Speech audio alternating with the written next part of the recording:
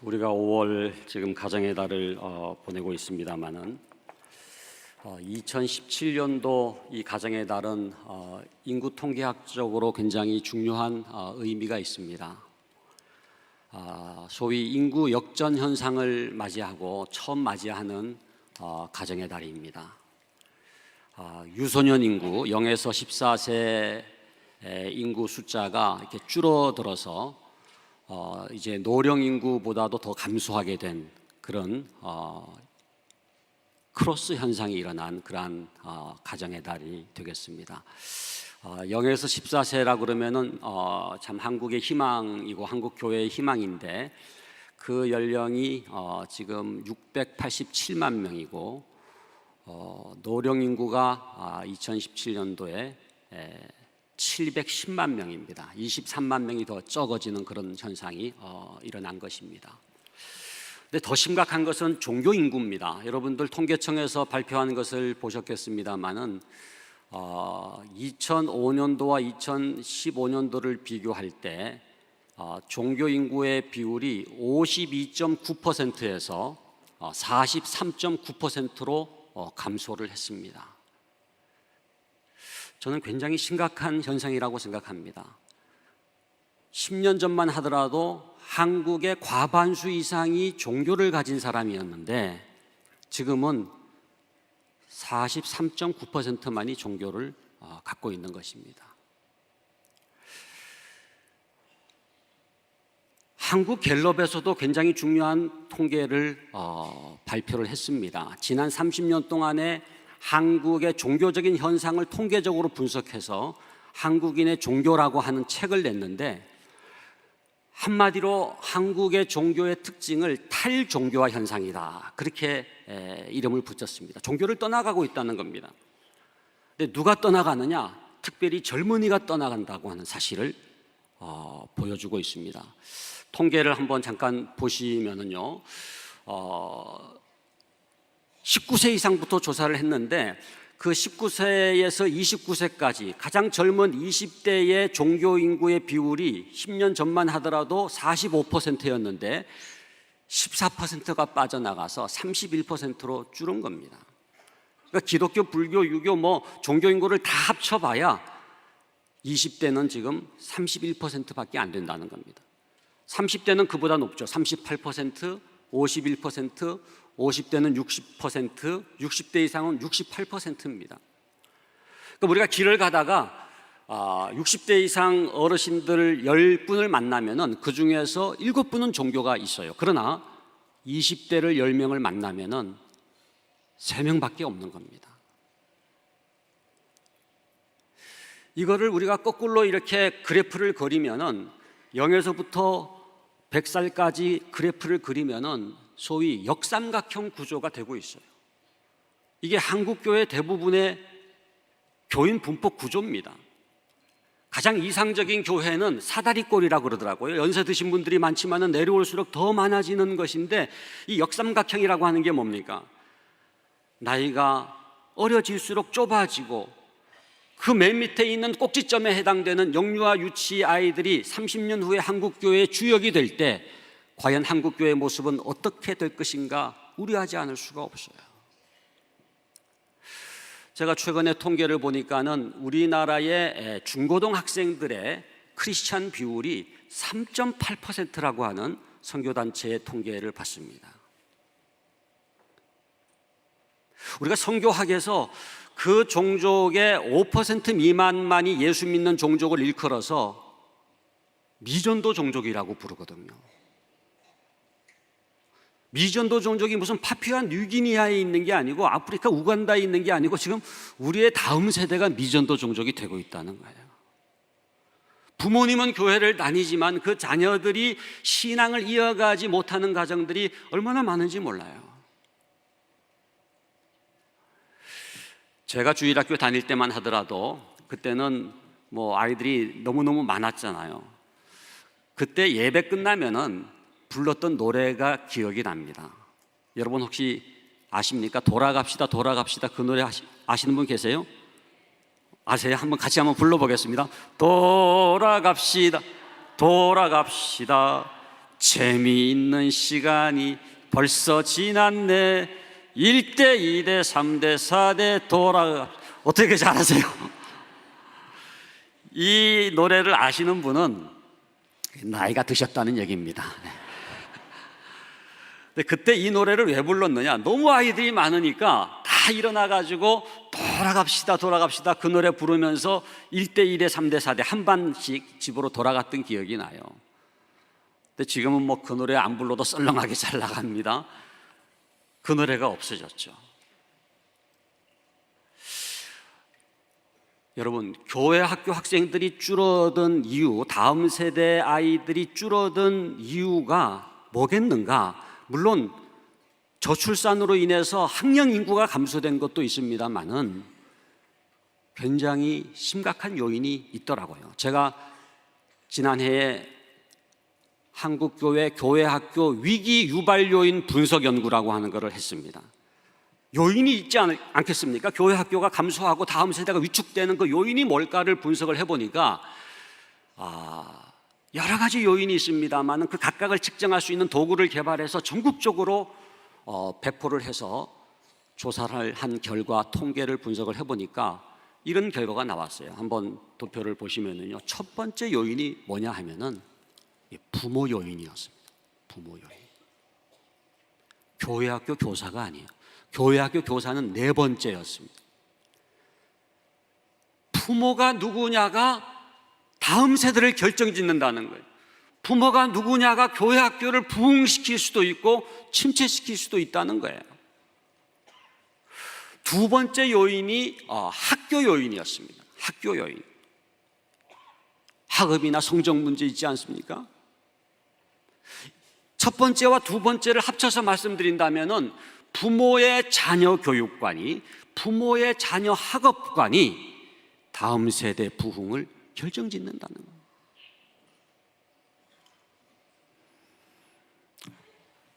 여러분, 오늘 읽은 신명기 6장 4절로 9절 말씀 쉐마의 말씀인데 7절 보면은 분명하게 하나님께서 말씀해 주시고 있습니다. 내 자녀에게 부지런히 가르치며. 이 말씀을 누구에게 주셨습니까? 부모에게 주셨어요.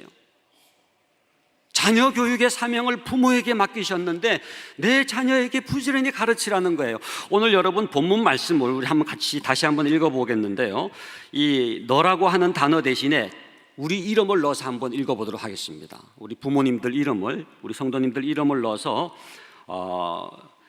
4절부터 읽겠는데요. 그러니까 너는 마음을 다하고가 아니라 이제 상진이는 마음을 다하고, 여러분이 상진이 그러면 안 되고 여러분은 여러분의 이름을 넣어서 우리 4절부터 함께 읽겠습니다. 이스라엘아 들으라. 우리 하나님 여호와는 오직 유일한 여호와이시니 상진이는 마음을 다하고 뜻을 다하고 힘을 다하여 상진이의 하나님 여호와를 사랑하라.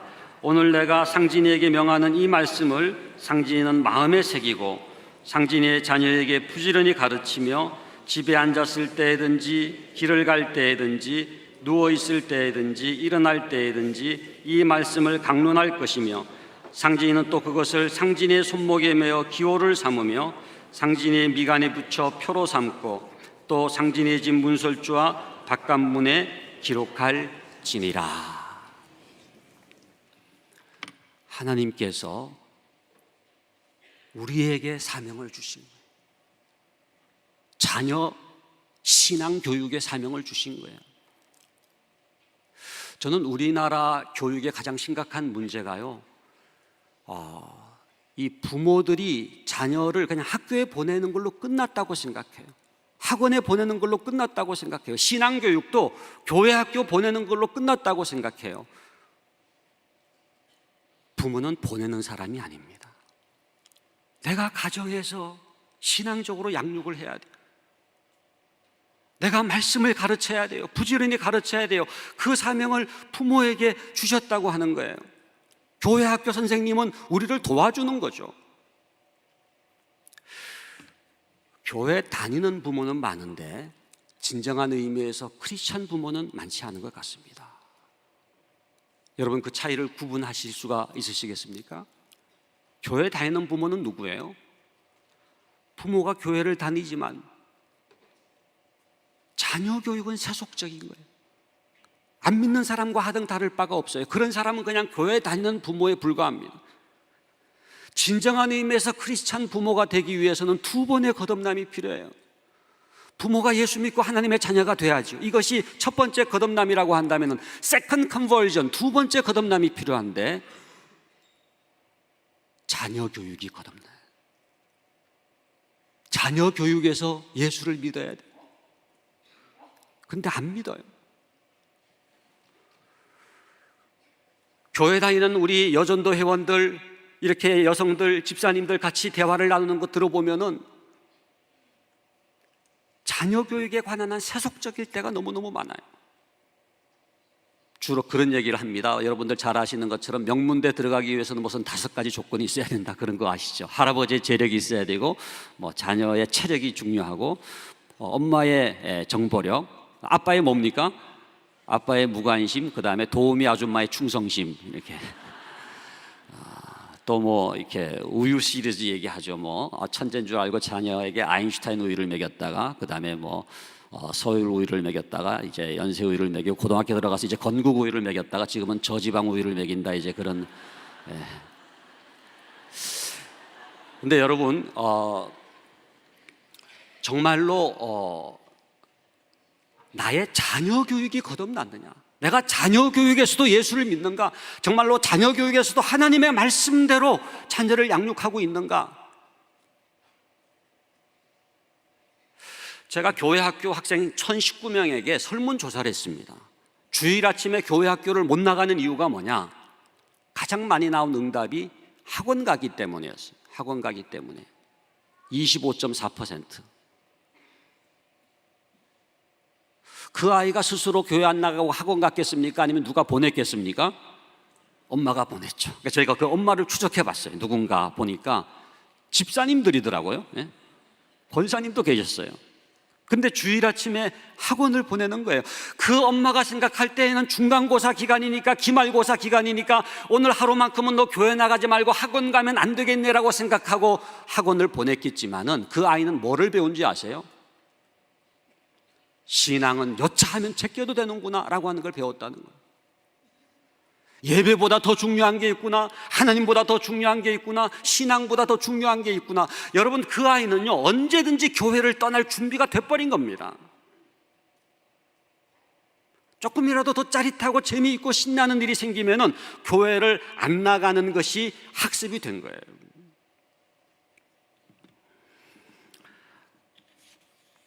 제가 한 번은 부모 세미나를 하는데 앞에 앉은 어떤 집사님인데 딸이 둘이 있어요. 중3 딸이 있고 중1 딸이 있는데 그 중3 딸 얘기를 하더라고요.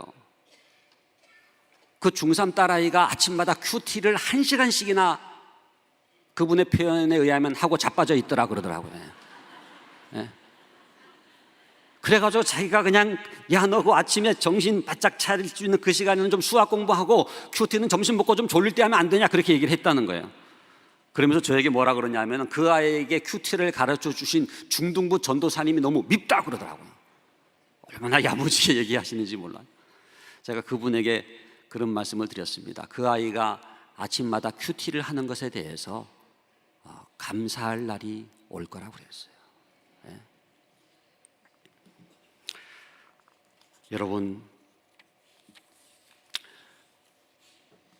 정말로 우리가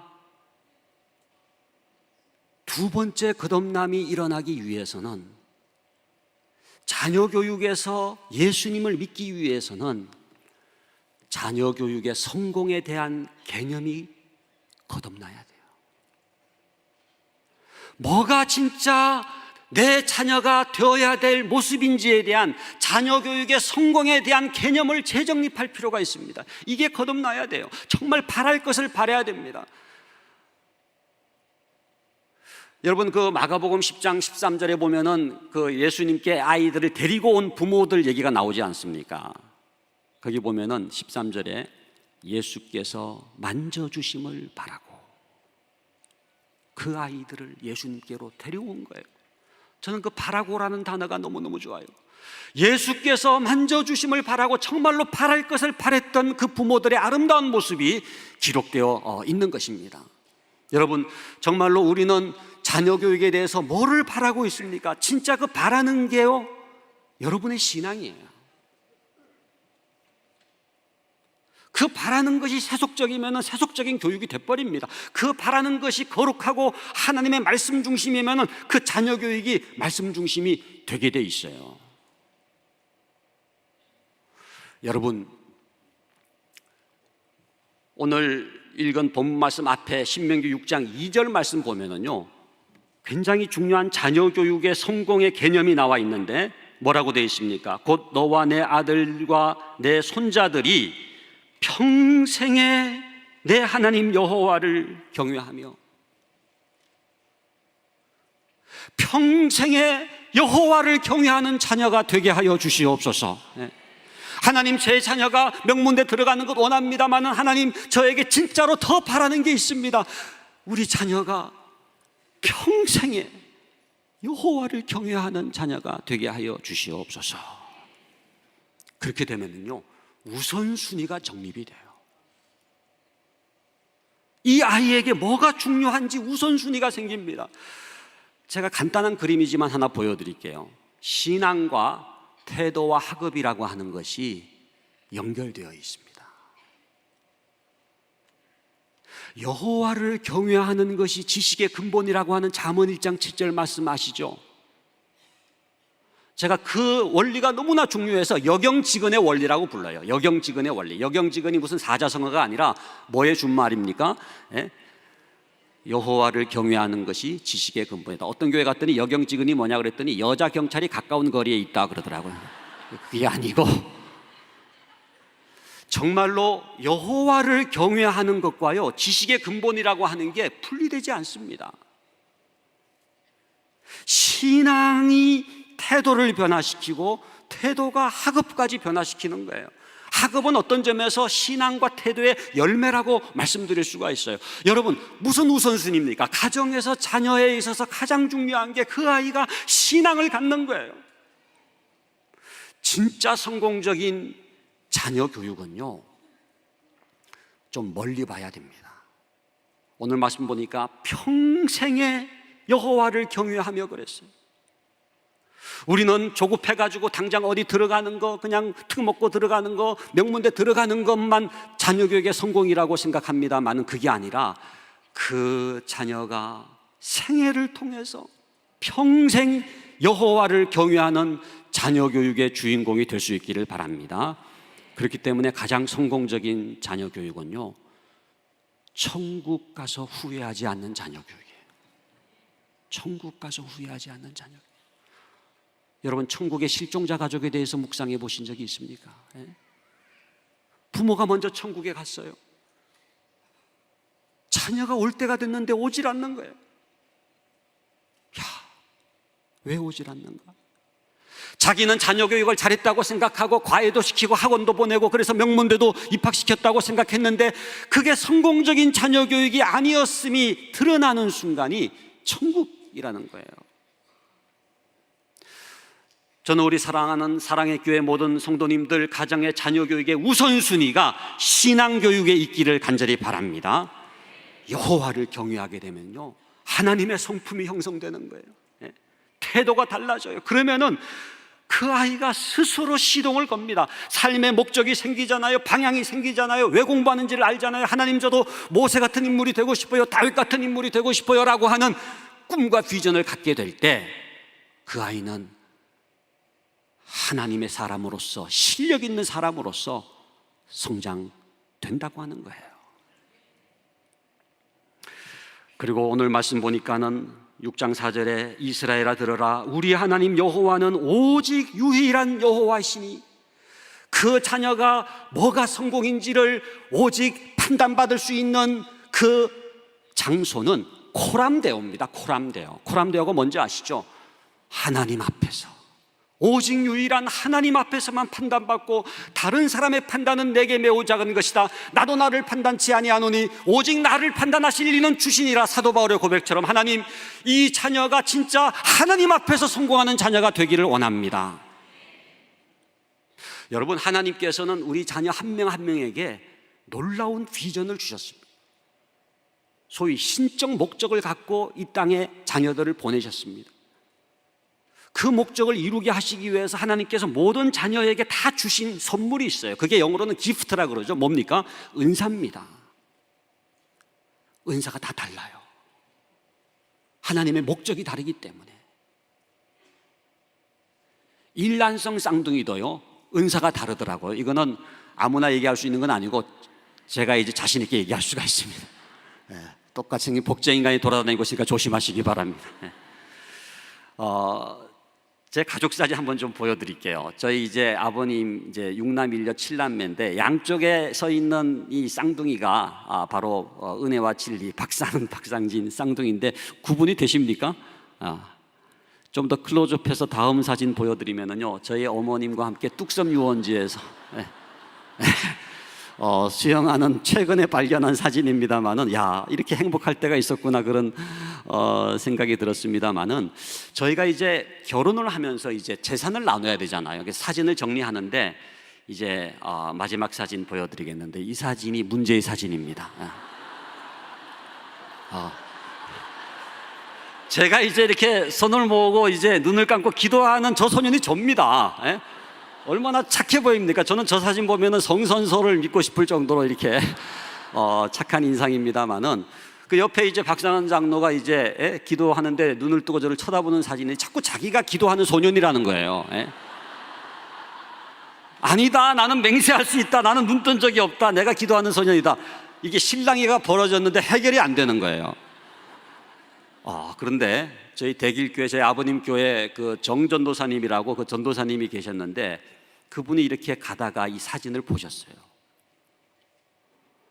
손깍지를 껴보라는, 손깍지. 여러분 한번 껴보세요. 저는 오른손이 올라가거든요.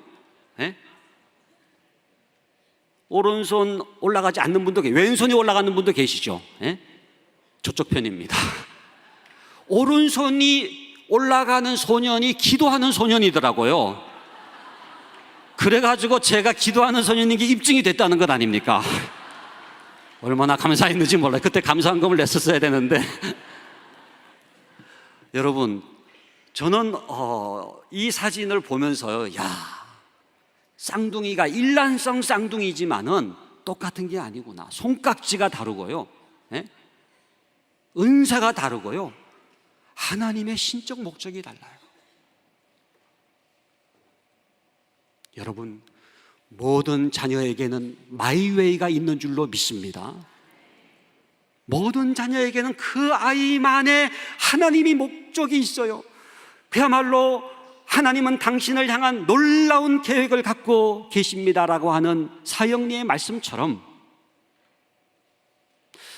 우리 자신도 그렇지만 우리 자녀들 한 명 한 명이 하나님께서 갖고 계신 그 목적, 그 비전, 그 뜻을 이루기 위해서 이 땅에 보내셨기 때문에 진짜 자녀 교육의 성공은 뭐냐?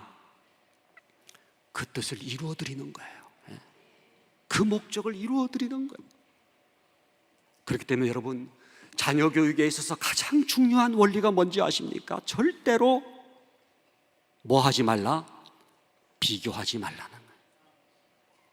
엄친아 엄친 딸하고 비교하지 말라는 거예요.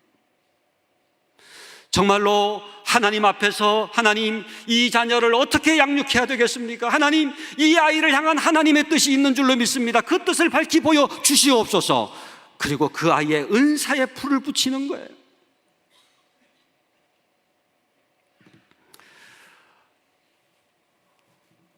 말씀을 맺어야 될 것 같습니다. 여러분, 제가 어릴 때 불렀던 또 유일하게 아는 영어 복음성가가 있는데, 그 Are You a C라고 하는, 여러분 그 노래 혹시 아십니까? 그러니까 Are You a CHRISTIN, 그 크리스찬입니까? 당신은 크리스찬입니까? 그런 이제 노래인데, 저는 그런 질문을 드리고 싶어요. 여러분은 진정한 크리스찬 부모입니까? 자녀 교육이 거듭났습니까? 두 번째 거듭남까지 일어났습니까? 진정한 기도 학부모입니까?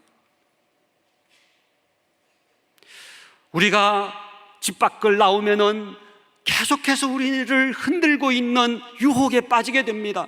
심지어는 교회 안에서까지도 자녀교육 얘기를 할 때에 우리를 약하게 만들 수가 있지 않습니까? 여러분, 교회 안에서만큼은 성경적인 자녀교육관이 찬양받고 성경적인 자녀교육관이 인정받는 문화가 이루어져야 될 줄로 믿습니다.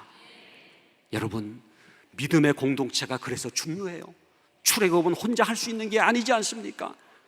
정말로 함께 우리 부모들이 모여서 기도하고 격려하되 말씀대로 자녀를 양육하고 하나님의 뜻대로 자녀를 양육하고 두 번째 거듭남이 일어나는 자녀교육의 주인공이 되셔서